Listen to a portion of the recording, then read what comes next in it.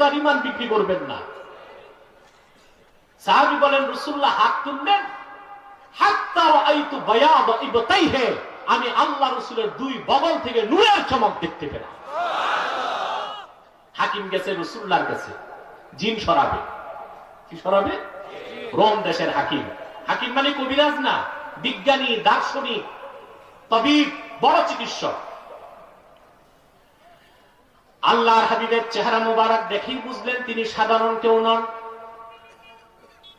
আল্লাহর হাবিবের কাছে যে বললেন, ইয়া রাসূলুল্লাহ, ইয়া হাবিবাল্লাহ, মানব জাতিকে আপনি কিসের দাওয়াত দেন? আল্লাহ রাসূল ছোট্ট একটা খুতবা পড়ে কোরআনের আয়াত তেলাওয়াত করলেন সূরা আহজাব থেকে, ইয়া আইয়ুহান নাবিয়্যু ইন্না আরসালনাকা শাহিদান ওয়া মুবাশশিরান ওয়া নাযীরা ওয়া দাঈয়ান ইলাল্লাহি বিইذনিহি ওয়া সিরাজাম মুনীরা। রাসূলুল্লাহ নূরময় জামান থেকে কোরআন কারীমের এতটুক শোনার সঙ্গে সঙ্গে সেই রোম দেশের দার্শনিক বিজ্ঞানীর মাথাটা নত হয়ে গেল। সে বলল, মুহাম্মদ সাল্লাল্লাহু আলাইহি ওয়াসাল্লাম, আমার প্রাণ ঠান্ডা হয়ে গেছে, মন তো ভরে নেই, আরেকবার শোনা। আল্লাহু আকবার। আল্লাহর হাবিব আরেকবার শোনালেন। রোম দেশের চিকিৎসক বলল, ইয়া রাসূলুল্লাহ, আমার প্রাণটা জুড়ায় নাই, আরেকবার শোনায় দেন। রাসূলুল্লাহ তিনবার শোনালেন। এবার সে আর দেরি করলো না, রাসূলুল্লাহকে বলল, হাতি ইয়াদাক উবাইউকা ইয়া রাসূলুল্লাহ। হুজুর, আপনার নুরানি হাত বাড়িয়ে দিন, আমি আর দেরি করতে চাই না। আপনার হাতে হাত রেখে এখন আমি শাহাদা পড়ে মুসলমান হয়ে যাব। আবু জেহেলের মাথায় তো আকাশ ভেঙে পড়ছে। আল্লাহ চিকিৎসা করতে আর মুহাম্মদ সাল্লাল্লাহু আলাইহি ওয়াসাল্লাম তার চিকিৎসা করে দিলেন। আবু জেহেল বলতে লাগলো, আচ্ছা ভাই, তুমি তো জ্ঞানীগুণী মানুষ, রোম দেশের বড় দার্শনিক, বিজ্ঞানী, জ্ঞানী, মুহাম্মদ সাল্লাল্লাহু আলাইহি ওয়াসাল্লাম কোরআন যে পড়লেন, তুমি কি পাইছো? কেন মুসলমান হয়ে গেছে? সেই হাকিম জবাব দিল, শোনো আবু জেহেল, ওয়াল্লাহি লাকাদ সামি'তু কাওলাল কাহানা ওয়া কাদ সামি'তু কাওলাশ শুআরা।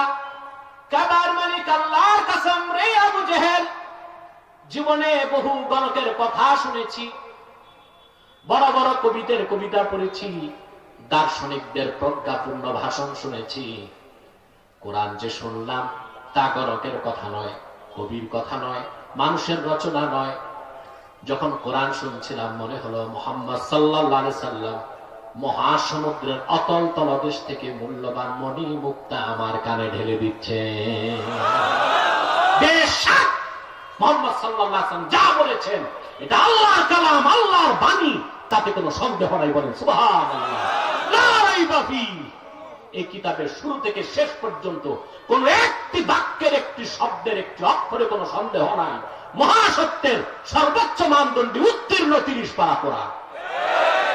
ব্যক্তি জীবন, সমাজ জীবন, রাষ্ট্রীয় জীবন, শিক্ষা জীবন, সাংস্কৃতিক জীবন, ইহকালীন সমস্ত কল্যাণ, পরকালীন মুক্তির সব কিছু আল্লাহ পাক প্রেসক্রাইব করে দিয়েছেন 30 পারা কোরআন। সব কিছু আল্লাহ পাক বলে দিয়েছেন, নাজিল করে দিয়েছেন ১৫০০ বছর আগে মুহাম্মদ সাল্লাল্লাহু আলাইহি ওয়াসাল্লামের উপর অবতীর্ণ 30 পারা কোরআনে। বলেন সুবহানাল্লাহ। এখন দেশ মক্কা ও মক্কার বাইরের লোক মুসলমান হতে লাগলো। আবু জাহেলের মাথা ঠিক নেই, সে শুধু বনে সত্য মুসলমান হয়ে যাচ্ছে। হামজা মুসলমান, আলী মুসলমান, সুবহানাল্লাহ। এক একে বেলাল মুসলমান হয়ে গেছে, আবু বকর মুসলমান হয়ে গেছে, ওমর মুসলমান হয়ে গেছে, ওসমান মুসলমান হয়ে গেছে, কুরাইশ কলিজার টুকরা সব তো মুসলমান হয়ে যাচ্ছে। এবার আবু জেহেল ও তার আর বাকি 6 বুদ্ধিজীবী, পলিসি মেকার যারা 7 জন বসে পরামর্শ করলো যে না, এখন কাজ একটাই, কোরআন শুনতে দেওয়া যাবে না মানুষকে, কারণ শুনলেই মুসলমান হয়ে যাবে। কোরআন শোনা থেকে কি করো? কথা বলে বিরত রাখো। সে চক্রান্ত নতুন রূপে এখন আত্মপ্রকাশ করতে যাচ্ছে। বলেন না, সেন্সর করা হয়, এটা বলা যাবে, এটা বলা যাবে না। মাহফিল কমিটিকে উলঙ্গ করে দেওয়া হয়, শর্ত লিখতে লিখতে দিতে দিতে এই বেটারা মাথা নষ্ট হয়ে যায়।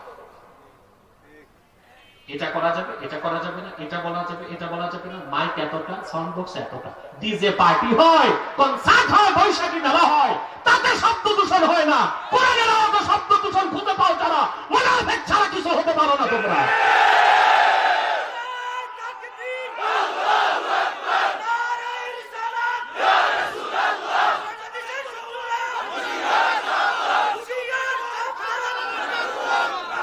মনে রাখো মুসলমান, 360 আউলিয়ার পদধন্য বাংলাদেশে দল যেটাই হোক, কি আওয়ামী লীগ, কি বিএনপি, কি জাতীয় পার্টি, প্রতিটি মুসলমান তার জীবন থেকে কোরআনকে বেশি ভালোবাসে, ইসলামকে ভালোবাসে। সেজন্য আমি বজ্রের সবটুকু নামাজকে কেড়ে উদাত্ত কণ্ঠে বলছি, বাম রাম নাস্তিকদেরকে, আগামীর বাংলাদেশ কোরআনের বাংলাদেশ, আগামীর বাংলাদেশ ইসলামের বাংলাদেশ, আগামীর বাংলাদেশ আলেম ওলামার নেতৃত্বের বাংলাদেশ হবেই হবে ইনশাআল্লাহ, তাতে সন্দেহ না।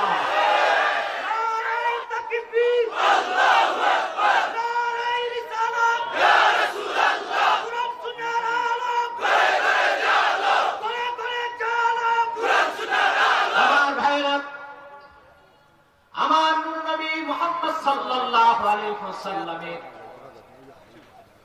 ইসলামের দাওয়াতকে মক্কার কুরাইশরা যেমন বাধা দিয়ে রাখতে পারে নাই, রাসূলুল্লাহর গোলাম যারা রাসূলুল্লাহ রেখে যাওয়া দ্বীনের প্রচার করে তাদের জবানও বন্ধ করা যাবে না। একটা সেন্সর দেওয়া যেতে পারে যে যা বলবেন কোরআন সুন্নাহ দিয়ে বলেন, মন গড়া বলবেন না, এটা মানা যাবে, ঠিক কি না? কিন্তু বাক স্বাধীনতা সবার আছে, শুধু আলেমদের নেই, ঠিক কিনা? না, তা চলবে না। কোরআন সুন্নাহ যা আছে আমরা বলবো, তাতেই ব্যক্তির কল্যাণ, জাতির কল্যাণ, রাষ্ট্রের কল্যাণ, ঠিক কিনা বলে? তো সত্যিকার উলামায়ে কেরাম যারা, তাদের এটা ইচ্ছা না কোন সরকারকে ক্ষমতা থেকে নামায়া কাউকে বসানো, এটা তাদের দায়িত্ব না, এটা তাদের কাজ না। তাদের কাজ হচ্ছে ক্ষমতায় কে তা দেখার দরকার নেই, কিন্তু কোরআনের রাজ কায়েম হয়ে যায়। কোরআন সুন্নাহ বিরোধী কিছু দেশে হতে পারবে না, এটাই তাদের একমাত্র সাধনা সংগ্রাম বাংলাদেশে, ঠিক কিনা বলে? অতএব কোরআনের আওয়াজ যত বাড়বে, এত স্লোগান দিলে তো সময় পাবো না। কোরআনের আওয়াজ যত বাংলাদেশে বাড়বে, সমাজ রাষ্ট্রের তত পরিবর্তন হবে, ঠিক কিনা বলে? আমরা পৃথিবীতে আমরা এখন ঈর্ষণীয় ভূমিকায় চলে গেছি, আমাদের দেখে অন্যরা হিংসা করতেছে। বাংলাদেশের মানুষ শুধু উন্নত হচ্ছে, আমাদের লাইফ স্টাইল চেঞ্জ হয়েছে, ঠিক কিনা বলেন?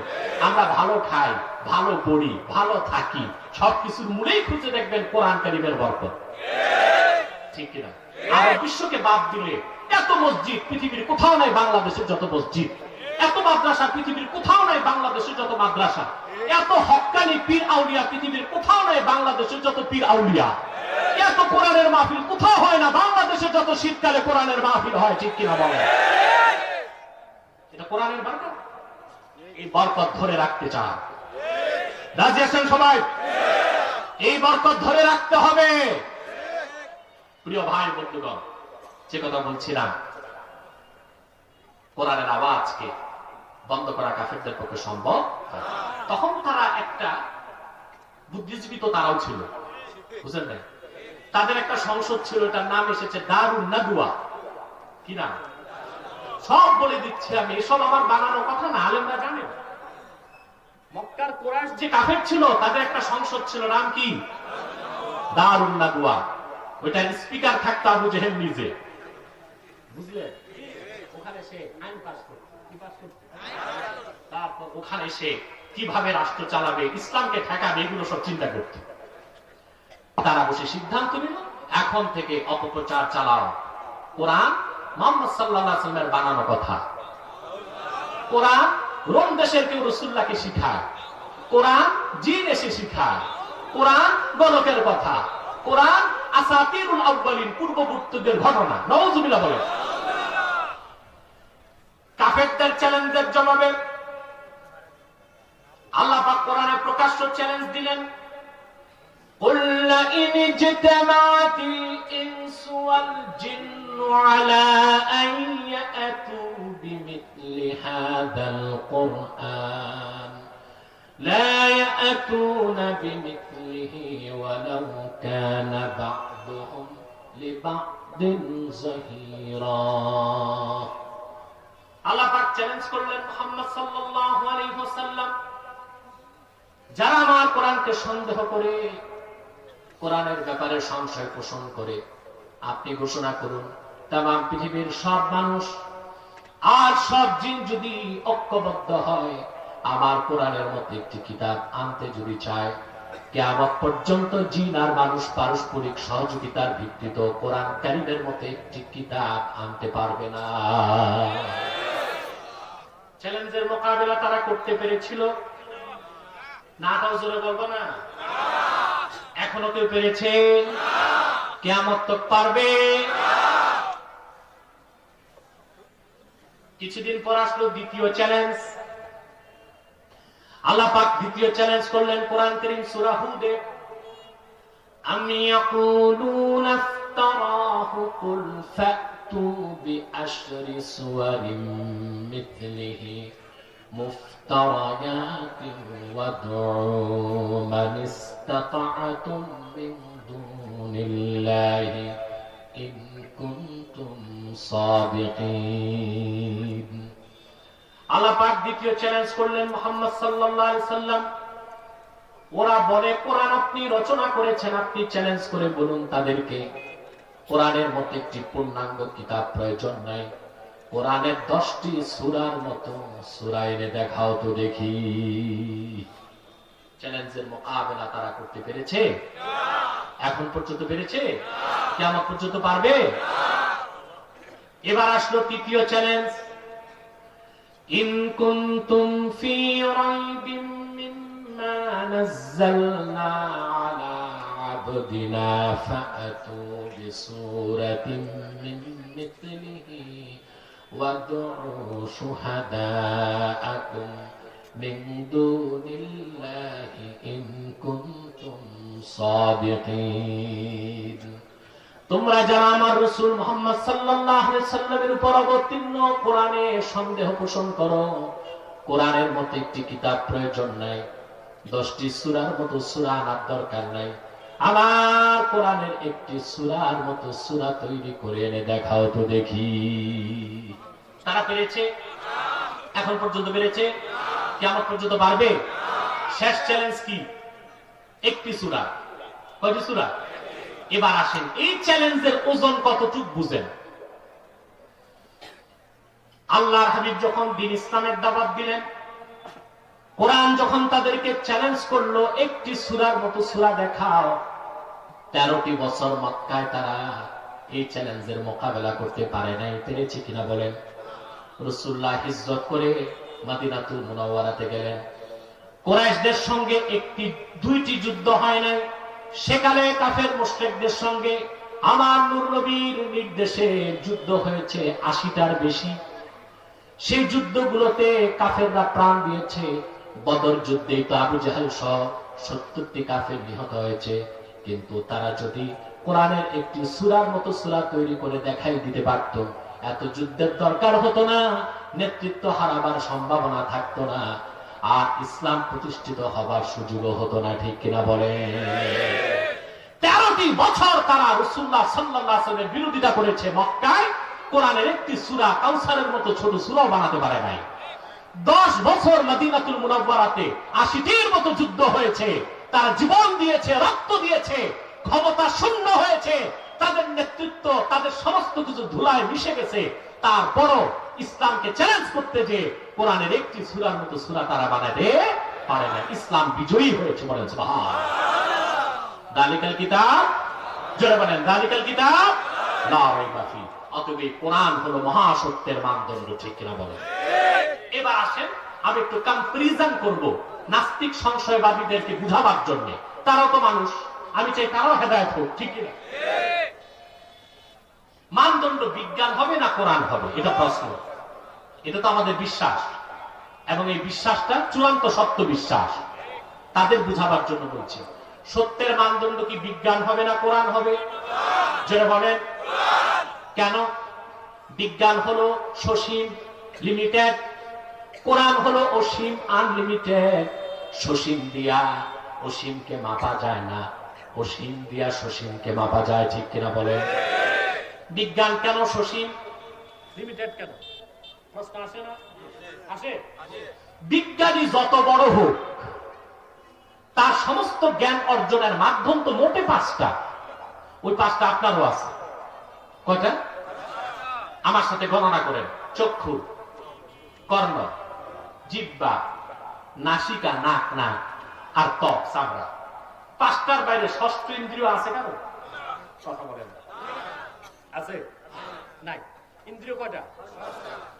বিজ্ঞানী, দার্শনিক, ফিলোসফার, সায়েন্টিস্ট, যে ধরনের সায়েন্টিস্ট হোক, কি জুলজিস্ট, কি বোটানিস্ট, কি থিওলজিস্ট, কি কেমিস্ট, সব বিজ্ঞানী দার্শনিক যত বড় বিজ্ঞানী হোক, তার জ্ঞান অর্জনের মাধ্যম কিন্তু মোটে 5টা। এই 5টা থেকেই তাকে জ্ঞান অর্জন করতে হয়, ঠিক কিনা? এখন আপনি বলুন তো ভাই, এই 5টা যে মাধ্যম জ্ঞান অর্জনের, এই ক্ষমতা অসীম না সসীম? সসীম।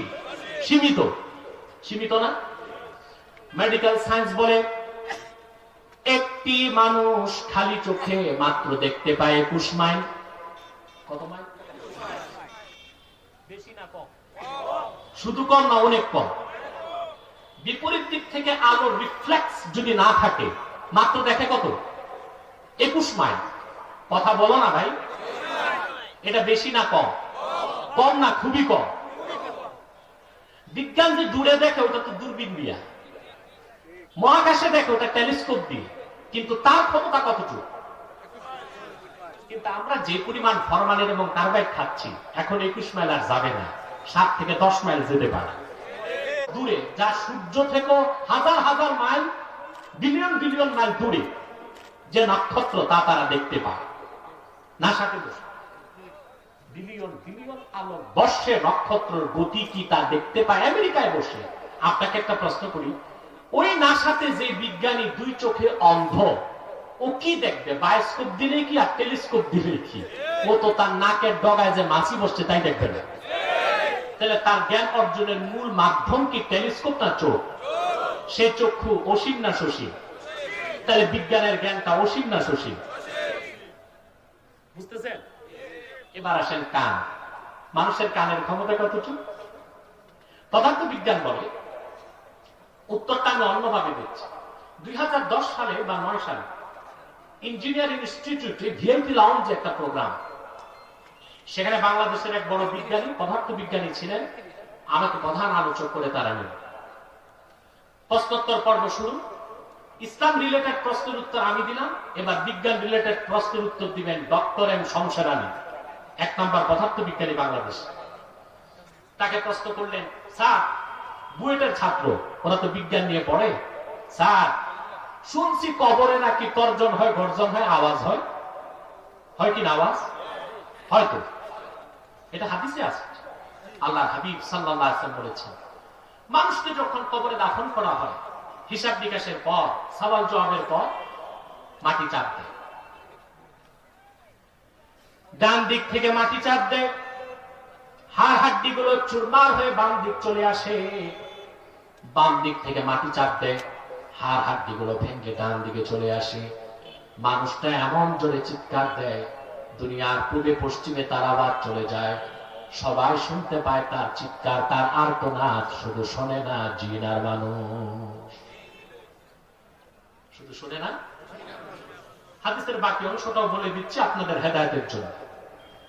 রাসূলুল্লাহ বললেন, প্রত্যেক মানুষকে মাটি চাপ দিবে, নামাজি কেও, বেনামাজি কেও, ইমানদার কেও, কাফের কেও, মুশরিক কেও, বেঈমান কেও। প্রশ্ন আসে না, তুই ইমান এনে নামাজ পড়ে লাভ কি? মাতো না ভাই।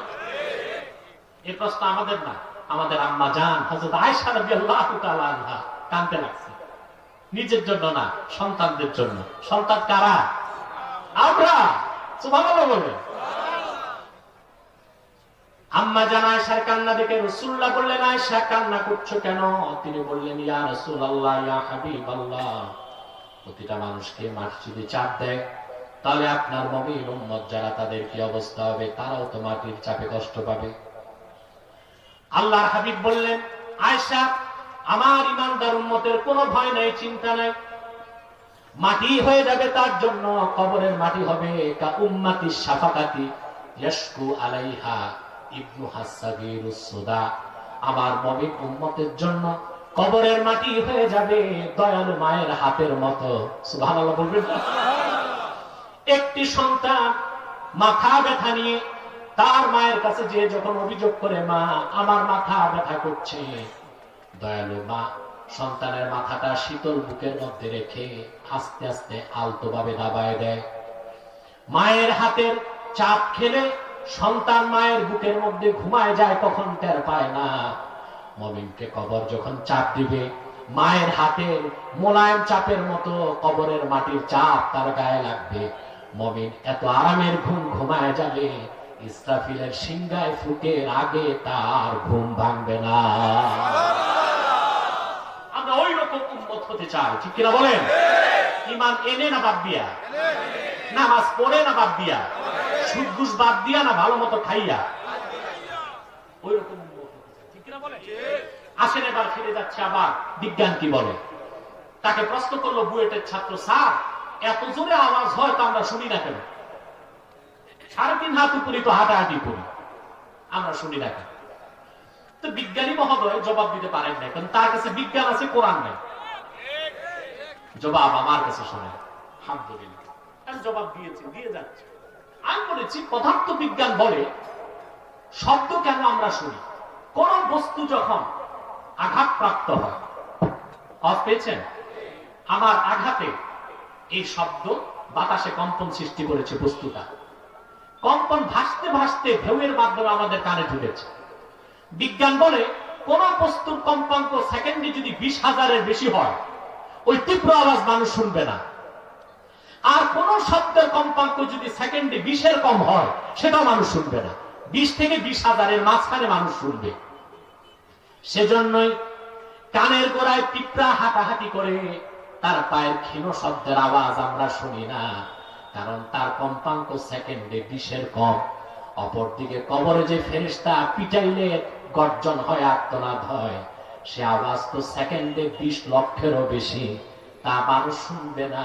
সেটাই তো সায়েন্টিফিক কথা, ঠিক কিনা? সংশয়বাদীরা, নাস্তিকরা 2 পাতা বিজ্ঞান পড়লে নাস্তিক হয়, আর পুরা বিজ্ঞান পড়লে কি হয়?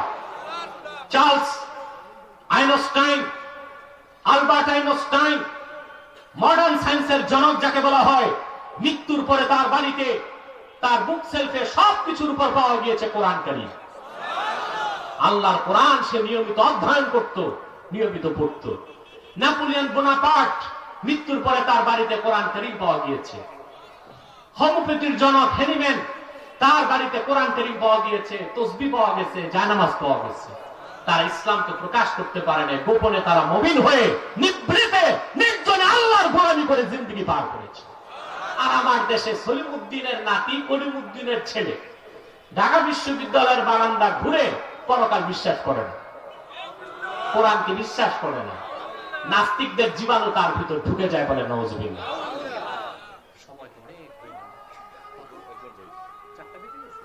প্রায় 4টা, আপনার একটা লোক উঠবেন না, আমি 15-20 মিনিটে মুনাজাত করবো, তারপর যে নামাজ পড়বে। পারবেন তো ইনশাআল্লাহ?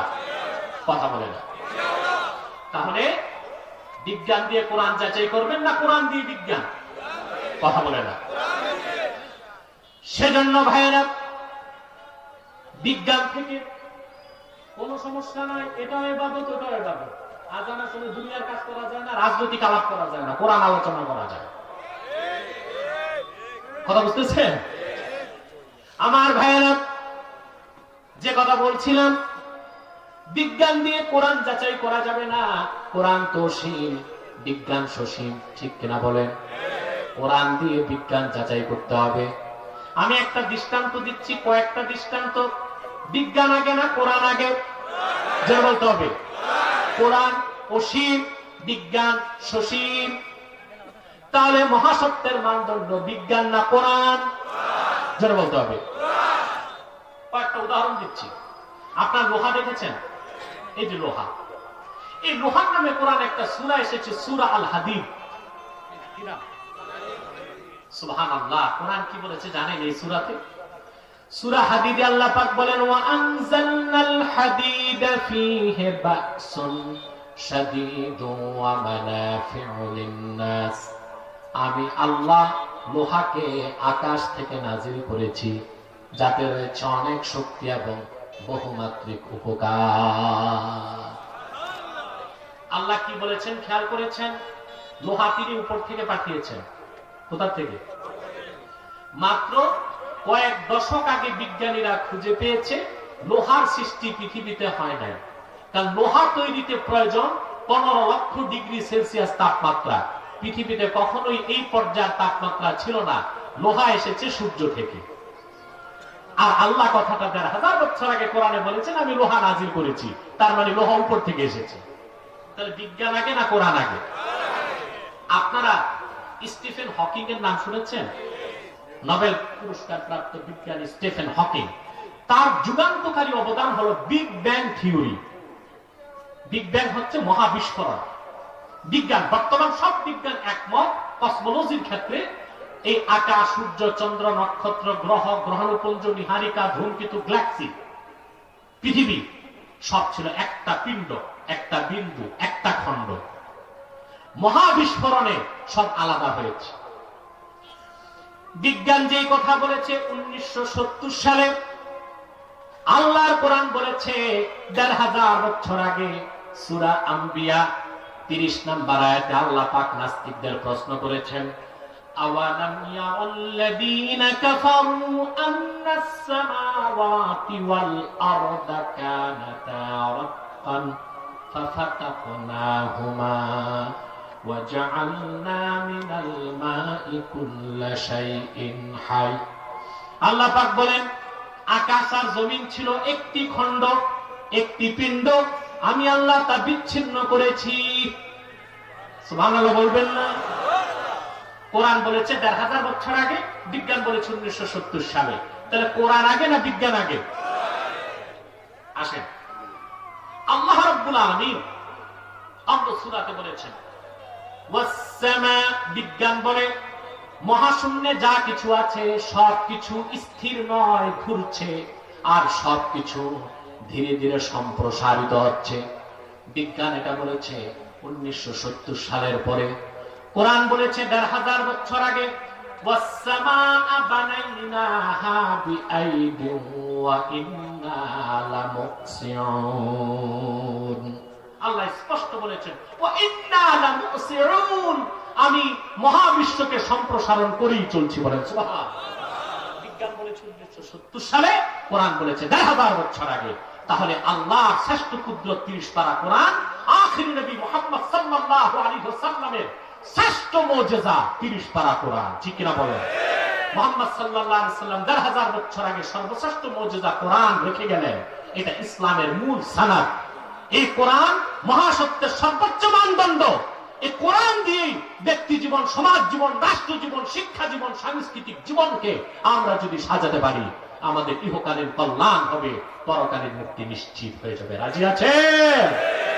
আল্লাহ কবুল করুক, আল্লাহ মঞ্জুর করুক। বলুন আল্লাহুম্মা আমিন। আরেকটি আয়াত পড়েছিলাম, এই অংশটা শেষ করে দিচ্ছি 5 মিনিটে। এরপর আল্লাহ পাক বলেন, হুদাল লিল মুত্তাকিন। এই কোরআন হলো মুত্তাকিদের জন্য পথ প্রদর্শক। আপনারা দুই একটা মানুষ উঠাও কি করে বাকি মানুষের আমলটা নষ্ট করবেন? আপনাদের এত তাড়াহুড়া কেন? যে এত নামাজ পড়তেই পারবেন, এই বিশাল জনসমুদ্রে একসাথে মুনাজাত করবেন, এই সৌভাগ্যটা তো পাবেন না। আমরা 15-20 মিনিটে শেষ করে দিচ্ছি প্রোগ্রামটা। আপাতত রাতে আবার চলবে ইনশাআল্লাহ। বলেন ইনশাআল্লাহ। এরপর আল্লাহ বলেছেন হুদাল লিল মুত্তাকিন। কোরআন হচ্ছে মুত্তাকিদের জন্য পথ প্রদর্শক। কাদের জন্য? জোরে মাতো না ভাই সাহেব। মুত্তাকিকে যার লম্বা দাড়ি, লম্বা জুব্বা, লম্বা পাগড়ি, 1000 দানার তসবিহ, এর নাম মুত্তাকি না? আমি ব্যাখ্যা দিচ্ছি, 1 মিনিট হলেও ব্যাখ্যা দেব মুত্তাকিকে। এখন কথা হলো, আল্লাহ বলেছেন হুদাল লিল মুত্তাকিন, কোরআন মুত্তাকিদের জন্য পথ প্রদর্শক। তাহলে প্রশ্ন আসে, বাকি যারা মুসলমান তাদের জন্য কি পথ প্রদর্শক নয়? প্রশ্ন আসে। না, আল্লাহ জবাব দিয়েছেন আরেক জায়গায়, وَنَزَّلْنَا عَلَيْكَ الْكِتَابَ تِبْيَانًا لِكُلِّ شَيْءٍ وَهُدًى وَرَحْمَةً وَبُشْرَى لِلْمُسْلِمِينَ। এই কোরআন সকল মুসলমানের জন্য পথ প্রদর্শক। প্রশ্ন আসে, তাহলে বাকি যারা মানুষ, অন্য ধর্মের মানুষ, তাদের জন্য কি পথ প্রদর্শক নয়? আল্লাহ জবাব দিয়েছেন, শাহরু রমাদানাল্লাযী উনজিলা ফীহিল কুরআন হুদান লিন-নাসি ওয়া বায়্যিনাতিন মিনাল হুদা ওয়াল ফুরকান।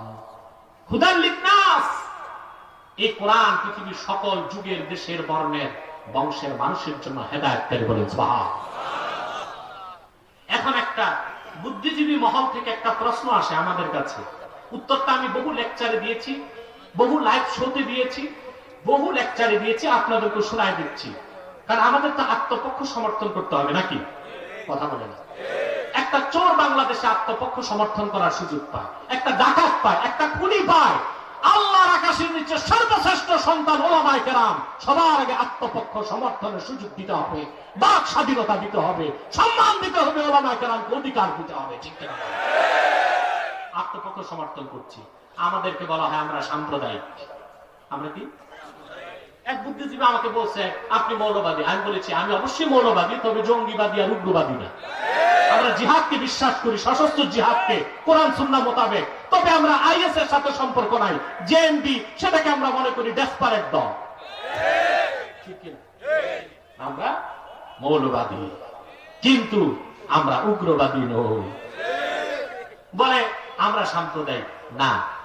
বড় আশ্চর্যের বিষয়, উদর পিণ্ডি গুদর গাড়ে দেয় ওরা, চোরের মার বড় গলা।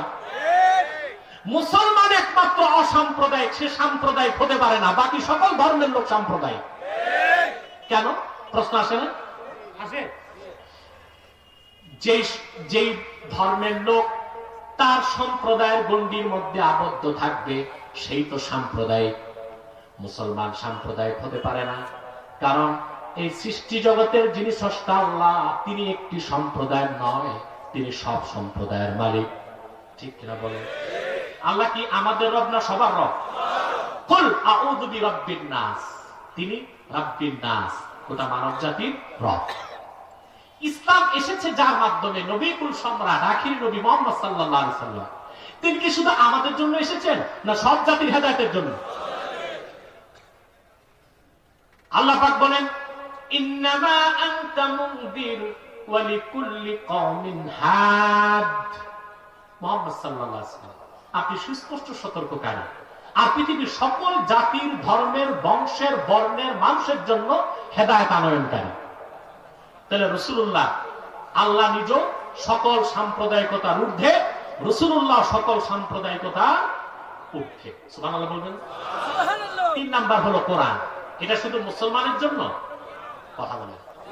আল্লাহ বলেছেন হুদাল লিন-নাস, পৃথিবীর সকল জাতির জন্য হেদায়েতকারী। কোরআনও সাম্প্রদায়িকতার ঊর্ধ্বে। 4 নাম্বার আমরা মুসলমান। আমাদেরকে আল্লাহ কি বলেছেন? আল্লাহ পাক বলেন, কুনতুম খায়রা উম্মাতিন উখরিজাত লিন-নাস, উম্মতে মুহাম্মাদী, তোমরাই সর্বশ্রেষ্ঠ জাতি। উখরিজাত লিন-নাস আই আখরাজাকুমুল্লাহু লিনাফইন নাস, গোটা মানব জাতির কল্যাণে আল্লাহ পাক তোমাদেরকে তৈরি করেছেন। মুসলমান শুধু আমাদের জন্য না, সকল সম্প্রদায়ের জন্য। সেজন্য আমরা অসাম্প্রদায়িক। এই জন্য একমাত্র ইসলাম দিয়ে দেশ চালানো যায়, অন্য ধর্ম দিয়ে দেশ চালানো যায় না। কেন? তার জবাব দিয়ে দিচ্ছে। আমাকে বুদ্ধিজীবী প্রশ্ন করেছিল অন্য একটি লাইভ শোতে, আপনারা ইসলাম দিয়ে দেশ চালাতে চান, কোরআন দিয়ে দেশ চালাতে চান, ভারতের হিন্দুরা যদি বলে হিন্দু ধর্ম দিয়ে দেশ চলবে, জবাব কি দিয়েছে আমি জানেন না? জবাব দিব। মনে করুন হিন্দুরা খুব নির্যাতন হচ্ছে এখন ভারতে, দোয়া করবেন মুসলমানদের জন্য। তারা যদি হিন্দু ধর্ম দিয়ে দেশ চালাতে চায়, সমস্যাটা কই হবে জানেন? তাদের ধর্ম দিয়ে দেশ চালাবার অর্থ হলো ধর্মগ্রন্থের আইনকে প্রতিষ্ঠিত করা। ঠিক কিনা? তাদের সবচেয়ে অথেন্টিক ধর্মগ্রন্থ হচ্ছে ঋগ্বেদ। কি নাম এটা? হিন্দুদের সবচেয়ে অথেন্টিক ধর্মগ্রন্থ ঋগ্বেদ। এটার যেটা উর্দু আন্তর সংস্কৃতি পারি না, উর্দু ভার্সন যেটা বানারস থেকে ছাপে, সেখানে লেখা আছে তাদের কনসেপ্ট, তাদের ধর্মীয় বিশ্বাস মূল ধর্মগ্রন্থের। ভগবান কি কোই অংশ नहीं है, যিনি ঈশ্বর ভগবান, ওনার কোনো প্রতিচ্ছবি নাই, ওনার কোনো প্রতিমা নাই, ওনার কোনো মূর্তি হতে পারে না। তাহলে তারা হিন্দু ধর্ম দিয়ে দেশ চালাতে গেলে প্রথমেই তাদেরকে সংসদে আইন করে সব পূজা মণ্ডপ থেকে মূর্তি বের করতে হবে। এখন কি করবে তারা? ধর্ম দিয়ে দেশ চালাবে না ধর্মের জাত রক্ষা করবে? পারবে? সম্ভব এটা? আসেন, খ্রিস্টানরা যদি বলে ঠিক আছে সুযোগ আমাদেরকে দেন, আমরা একটু ধর্ম দিয়ে দেশ চালাই।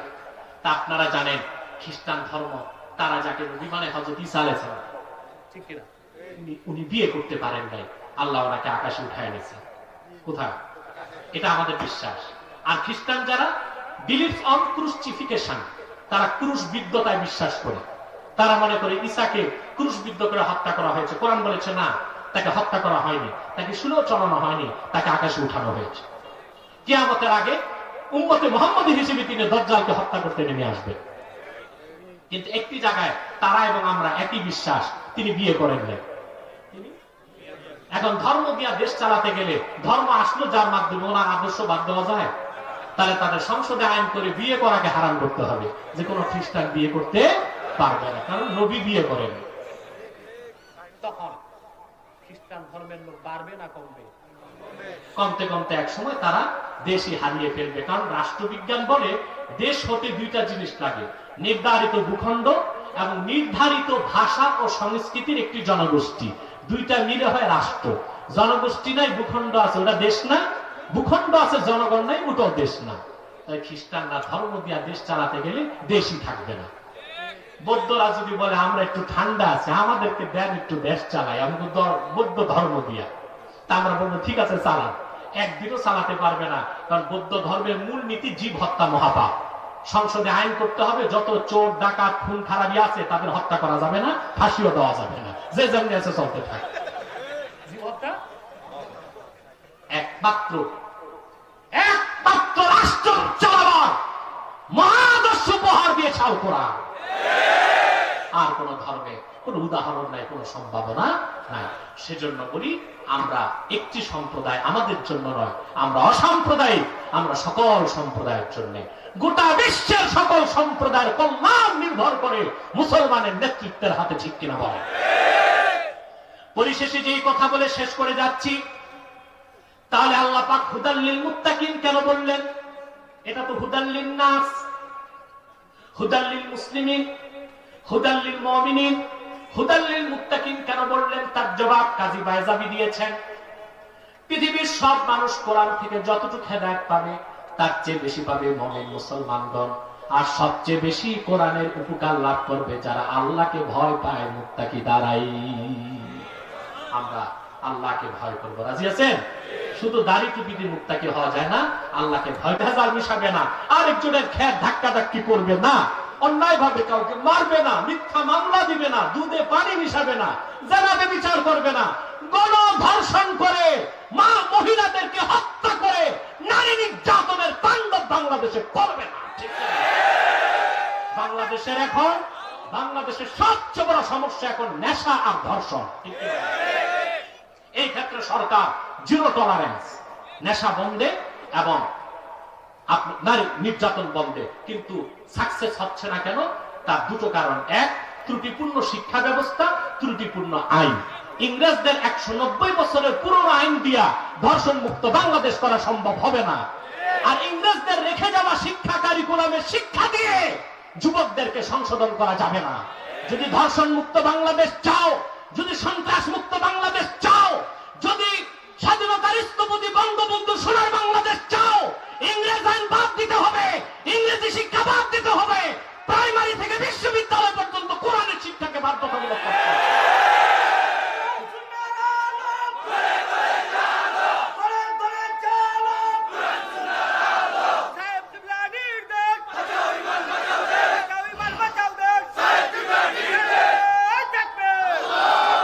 তাহলে সোনার বাংলাদেশ যদি করতে চান, কোরআন সুন্নাহ শিক্ষাকে প্রাইমারি থেকে বিশ্ববিদ্যালয় পর্যন্ত বাধ্যতামূলক করতে হবে, আর বিশেষ করে ধর্ষণ বন্ধে কোরআনের আইনকে বাস্তবায়ন করতে হবে। ইংরেজ আইন দিয়া ধর্ষণ ঠেকানো যাবে না। আমাদেরকে মুত্তাকি হতে হবে। আল্লাহ পাক যেন কবুল করেন, বলুন আল্লাহুম্মা আমিন। যারা দাঁড়িয়ে আছেন বসে যান মুনাজাতের আগে, কেউ দাঁড়িয়ে থাকবেন না। আপনাদের কোমরের হাড্ডি যথেষ্ট শক্তিশালী এবং হাঁটুর স্প্রিংও খুব টাইট। কেউ উঠানামা করে না, বসেন পিছনে। সব দোয়া করবো আগে, সব লিখা আছে, সবাই কাইন্ডে বলবো। প্রিয় ভাই বন্ধুগণ, আমরা আলহামদুলিল্লাহ আজকের মাহফিলটা প্রথম পর্ব সফল হয়ে গেছে। দিনেরটা, রাতেরটা সফল করবেন, দোয়া করে যাই আল্লাহ যেন সফল করে। সাদাকাল্লাহুল আযীম ওয়া সাদাকা রাসূলুহুন নবিয়ুল কারীম ওয়া নাহনু আলা যালিকা মিনাশ শাহিদিন ওয়াশ শাকিরিন আলহামদুলিল্লাহি রাব্বিল আলামিন। বিদায় বেলা আমি আপনাদেরকে একটু অনুরোধ করে যাচ্ছি, আপনার এখানে সকল দলের লোক আছেন, ঠিক কিনা? এই মাঠে কোনো দলাদলি আছে, মারামারি আছে? কেন? দলের পরিচয় আমরা আসি নাই, এখানে আমাদের একটাই পরিচয়, আমরা মুসলমান। বিশ্বনাথবাসী, তোমাদেরকে দুই হাতে করজোড় আমার অনুরোধ, দলীয় মতভেদ থাকতেই পারে, তা থাকবে রাজপথে, তা থাকবে সংসদে, কিন্তু ইসলামের স্বার্থে, মুসলমানের স্বার্থে আর বাংলাদেশের স্বাধীনতার সার্বভৌমত্ব রক্ষার স্বার্থে আমরা সকল দলের মুসলমান এক হয়ে যাব। এই ক্ষেত্রে কে কোন দল আমরা তা দেখবো না। রাজি আছেন? বাংলাদেশে অনেক ধর্মের লোক আছে, তারা তাদের ধর্মকর্ম পালন করে, আমরা কিছু বলি না, বাধাও দেই না, তারা তাদের গণ্ডিত ধর্ম পালন করুক। কিন্তু একটি কুখ্যাত সম্প্রদায় বাংলাদেশে আছে, যাদের একমাত্র কাজ মানুষকে ধোঁকা দিয়ে কনভার্ট করা, কাফের বানানো। তারা হলো কুখ্যাত কাদিয়ানী সম্প্রদায়। নিঃসন্দেহে তারা অমুসলিম এবং কাফের। তাদেরকে যারা কাফের বলবে না, তারাও কাফের। তাদের ব্যাপারে আপনাদেরকে সজাগ এবং সতর্ক হতে হবে। তাদেরকে অমুসলিম ঘোষণার দাবি আদায়ের জন্য আপনাদেরকে ঐক্যবদ্ধ হইতে হবে। রাজি আছেন? নিঃসন্দেহে তারা অমুসলিম, তারা কাফের, তারা বেঈমান, তারা জিন্দিক। কারণ তারা আল্লাহর আখিরি নবী মুহাম্মদ সাল্লাল্লাহু আলাইহি ওয়াসাল্লামকে আল্লাহর শেষ নবী হিসেবে বিশ্বাস করে না। চিল্লায় বলেন নাউযুবিল্লাহ। এজন্য তারা কি? সর্বশক্তি দিয়ে বলেন তারা কি? তাদেরকে যারা কাফের বলবে না, তারাও কাফের। মানুষকে ধোঁকা দিতে তারা দাড়ি রাখে, টুপি লাগায়, মুসলমানের মতো নাম রাখে, তাই বলে তাদেরকে মুসলমান বলা যাবে না। দাড়ি রাখলে কেউ যদি মুসলমান হতে পারতো, তো রবীন্দ্রনাথ ঠাকুরের চেয়ে বড় মুসলমান কেউ হতো। চুপি লাগাইলে মুসলমান হওয়া যায় না। চুপি লাগাইলে যদি মুসলমান হওয়া যেত, তো মহাত্মা গান্ধীকে কি বলবেন? নাম রাখার দ্বারা মুসলমান হওয়া যায় না। যায়? এক খবিস বোতল ভর্তি পেশা, উপরে লেবেল লাগিয়ে দিল শরবত, ওটা কি শরবত হবে? মুসলিম। আব্দুল আব্বাল, আব্দুল সামাদ, মুবাশশির আলী, কবির চৌধুরী, এসব নাম রাখার দ্বারা তারা মুসলমান হতে পারে না। ভাইয়েরা আমার, বন্ধুরা আমার, আমার আল্লাহ নূর নবী আমার মুহাম্মদ সাল্লাল্লাহু আলাইহি ওয়াসাল্লামের ইসলাম ও কোরআনের হাজার হাজার হাজার বছর পরে বর্তমান ভারতের কুখ্যাত পাঞ্জাবের কুখ্যাত গুরুদাসপুরের কুখ্যাত কাদিয়ানে ইংরেজ আমলে এক শয়তান নিজকে নবী দাবি করেছে। চিল্লায় বলেন নাউযুবিল্লাহ। শয়তানটার নাম রেখেছিল তার বাপ মির্জা গোলাম আহমদ কাদিয়ানী। সাবধান সাবধান, তাকে গোলাম আহমদ বলা যাবে না, কারণ গোলাম আহমদ অর্থ হচ্ছে আহমদ এর গোলাম। কোন কাফের কোনদিনও গোলাম আহমদ এর গোলাম হতে পারে না। আর সে ছিল কুখ্যাত কাফের, সে গোলাম আহমদ এর গোলাম ছিল না, সে ছিল কুখ্যাত শয়তানের কুখ্যাত গোলাম। কাদিয়ানের কাযযাব মিথ্যানবতের দাবিদার মির্জা গোলাম শয়তান কাদিয়ানির উপর গজব এসেছে 1908 সালে। যখন গজব এসেছে, কাদিয়ানের কাযযাব মিথ্যানবতের দাবিদার মির্জা গোলাম শয়তান কাদিয়ানি 1908 সালে ধ্বংস হয়ে কুখ্যাত জাহান্নামের কুখ্যাত কুকুরে পরিণত হয়েছে। তার অনুসারীরাও ধ্বংস হয়েছে। বর্তমানে কিছু কাদিয়ানি বাংলাদেশে আছে, যারা ইসলাম ও মুসলমানের বিপক্ষে চক্রান্ত করে যাচ্ছে। তাদেরকে নির্মূল করার জন্য, রাষ্ট্রীয়ভাবে অমুসলিম ঘোষণার দাবি আদায় করার জন্য সকল দলের মুসলমানকে এক হইতে হবে। তারা মানুষকে ধোঁকা দিয়ে কাফের বানাবার জন্য নাম পরিবর্তন করে করে মিথ্যা পরিচয় দেয়। কখনো নিজেদের পরিচয় দেয় আহমদী জামাত, কখনো বলে আহমদিয়া জামাত, কখনো বলে আহমদী সম্প্রদায়, কখনো বলে আহমদিয়া সম্প্রদায়, কখনো বলে আহমদী মুসলিম জামাত, কখনো বলে আহমদিয়া মুসলিম জামাত। সাবধান, যত কাদিয়ানি ছিল আছে থাকবে, তারা কেউ আহমদী জামাত নয়, আহমদিয়া জামাত নয়, আহমদী সম্প্রদায় নয়, আহমদিয়া সম্প্রদায় নয়, আহমদী মুসলিম জামাত নয়, আহমদিয়া মুসলিম জামাত নয়। তারা শয়তানি জামাত, কুখ্যাত জাহান্নামের কুখ্যাত কুকুরের দল। আমাদের সকল দলের একটাই দাবি, অনতিবিলম্বে স্বাধীন বাংলায় শয়তান কাদিয়ানীদেরকে রাষ্ট্রীয়ভাবে অমুসলিম ঘোষণা করতেই হবে, করতেই হবে, করতেই হবে। এই দাবি আদায়ে যদি তাহরিকে খাতমুল উম্মাহ বাংলাদেশের ব্যানারে জানমাল দিতে হয়, কারা কারা প্রস্তুত আছেন হাত তুলে দেখা।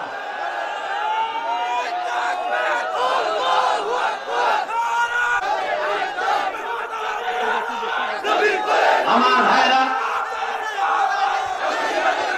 আমার ভাইরা,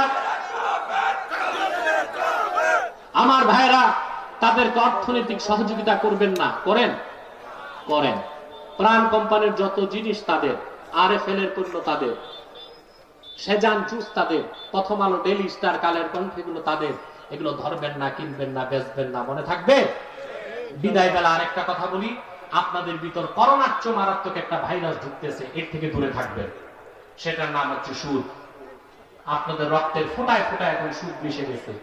সুদের নাম পরিবর্তন হয়ে গেছে, ইন্টারেস্ট নামে, লভ্যাংশ নামে, তারপরে সমিতির নামে, আর মুনাফা নামে সুদ এখন আপনারা খাচ্ছে। এতে বিভ্রান্তিতে অনেক আলেমরাও সুদের সাথে জড়িত হয়ে যাচ্ছে। আল্লাহর হস্তে সুদের কাছেও যাবেন না, কারণ হাদিসে এসেছে আকলু দিরহামিন মিনার রিবা আশাদ্দু মিন 33 জানিয়া। এক দিরহাম সুদ খাওয়া 33 বার জিনা করার চেয়ে বড় গুনাহ। এই সুদ থেকে দূরে থাকবেন। যে সুদ খায় তার 70টার বেশি গুনাহ হয়, সবচেয়ে ছোট গুনাহ তার মার সাথে জিনা করার মতো। এই গুনাহ থেকে বাঁচবেন। রাজি আছেন? এবার আমরা দোয়া করব, 11 বার ইস্তেগফার করুন, একবার সূরা ফাতিহা পড়ুন। 11 বার ইস্তেগফার করুন, একবার সূরা ফাতিহা পড়ুন।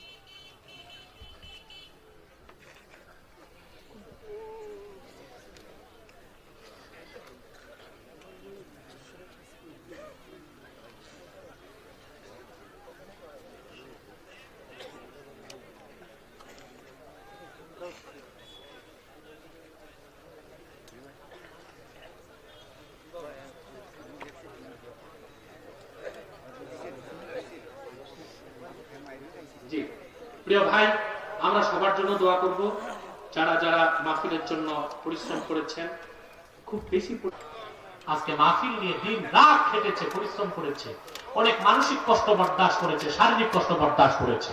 আমরা দোয়া করব আল্লাহ পাক যেন তাকে দ্বীনের কর্মী হিসেবে কবুল করে নেন। জামাল প্রবাসী, লন্ডন প্রবাসী সহযোগিতা করেছে, আনোয়ার সহযোগিতা করেছে, রকমউদ্দিনও লন্ডন প্রবাসী, তার খুব আর্থিক অবদান আছে। রকমউদ্দিনের আমাকে ফোন করেছিল, আমি কথা বলতে পারি নাই। আর্থিক অনুদান অনেক বেশি রকমউদ্দিনের। তারপরে মনাফ মেম্বার, সবার জন্য দোয়া করবেন, আল্লাহ যেন কবুল করেন তাদের। আমরা 1 মিনিট দুরূদ সালাম পড়ে নিব, যেন দোয়াটা কবুল হয়। মহব্বতে সাল্লাল্লাহু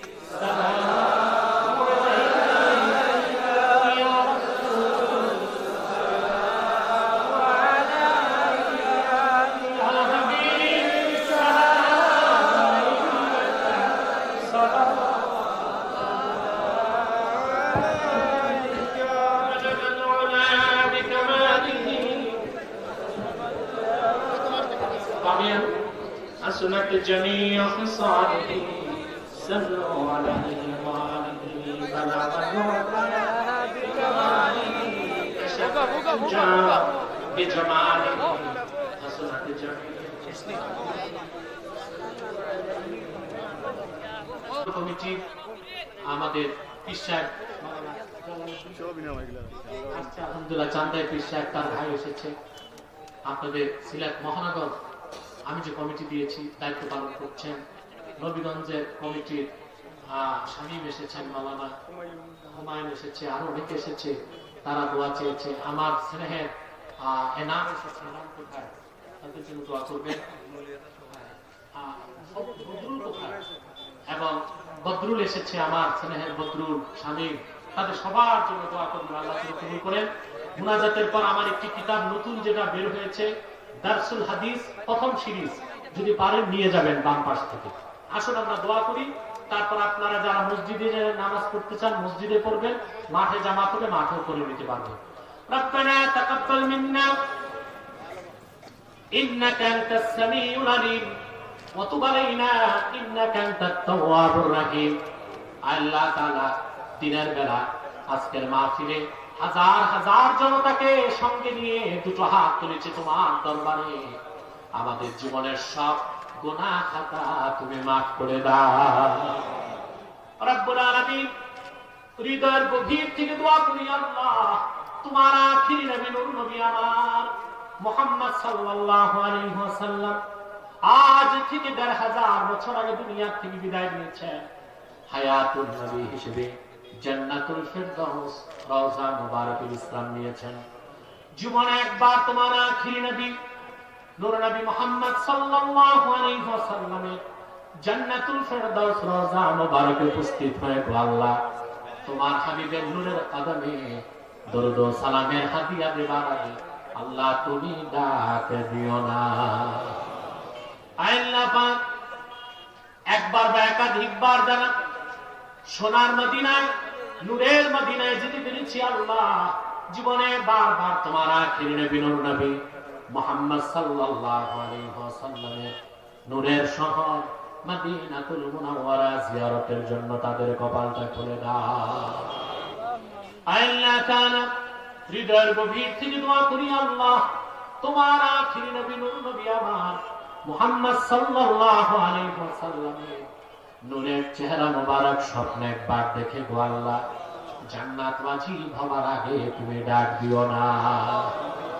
একবার বা একাধিকবার যারা তোমার হাবিব মুহাম্মদ সাল্লাল্লাহু আলাইহি ওয়াসাল্লামের নূরের চেহারা মোবারক স্বপ্নে দেখা সৌভাগ্য লাভ করেছে আল্লাহ, জীবনে বারবার দেখার জন্য তাদের কপালটা তুমি সোনার কপাল বানায় দাও আল্লাহ। আমাদের অনেকের বাবা নাই, অনেকের মা নাই, অনেকের বাবা মা একজন নাই।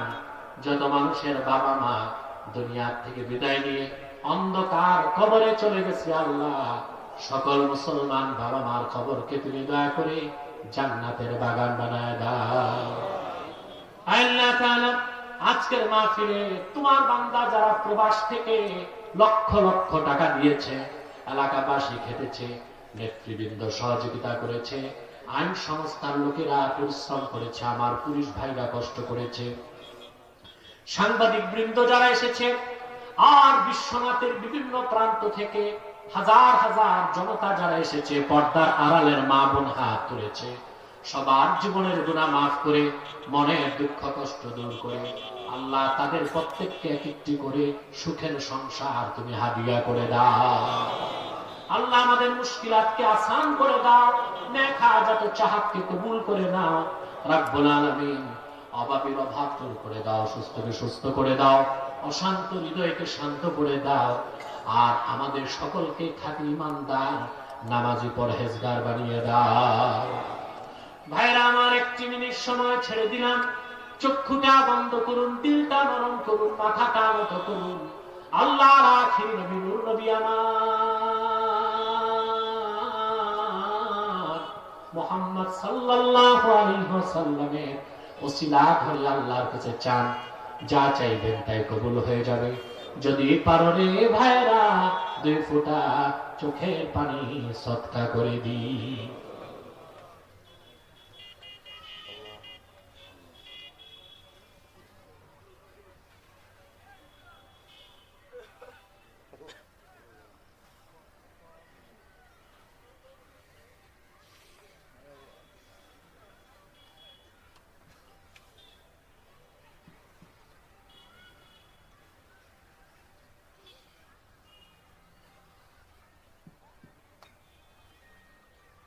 প্রত্যেকে মনের কথা আল্লাহর কাছে বলুন। জীবনে কত গুনাহ করেছেন আপনার জানা আছে, একটু স্মরণ করেন কবরকে, জাহান্নামকে, আল্লাহর কাছে মাফ চেয়ে নেন। এই সুযোগটা তো নাও আসতে পারে।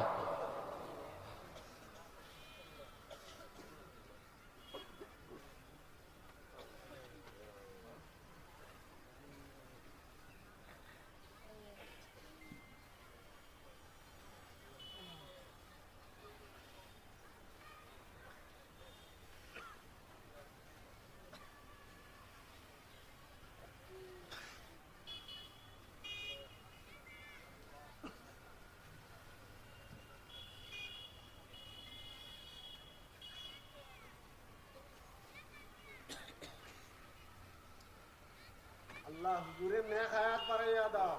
আমিন।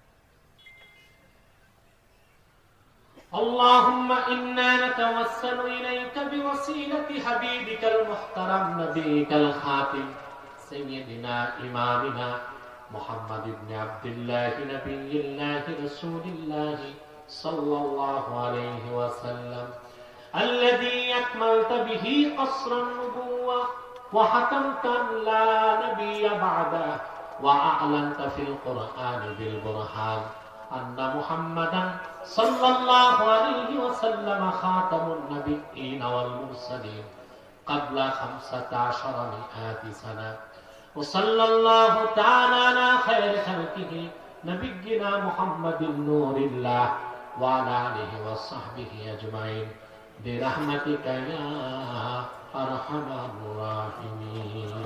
السلام عليكم ورحمة الله تعالى وبركاته.